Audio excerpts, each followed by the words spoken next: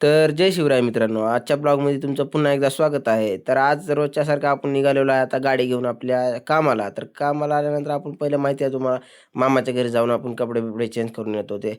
तर कपडे चेंज करून आपण ड्युटीवर आलेलो आहे. तर ड्युटीवर आल्यानंतर आपण फोटो-बिटो टाकणं झाल्यानंतर म्हणलं चला आपल्याला रोजच्या आणि काय आपल्या कॅबिनमध्ये पाणी राहणार नाही. तर आपण जाऊन पाणी आणूया. तर पाणी आणायला आपण निघालेलो आहे.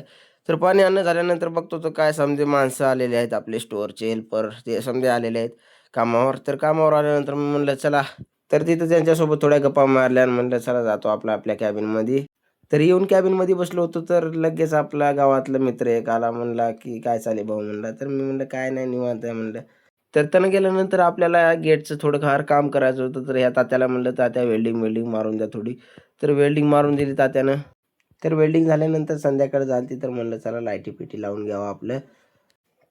तर लाईटी लावून झाल्यानंतर आपण आलो आपल्या कॅबिनपाशी. तर आपल्याला सुट्टी झाली तर मी म्हणलं चला जाऊया आपण आता घरी.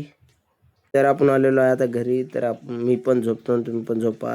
भेटूया आपण उद्याच्या ब्लॉगमध्ये.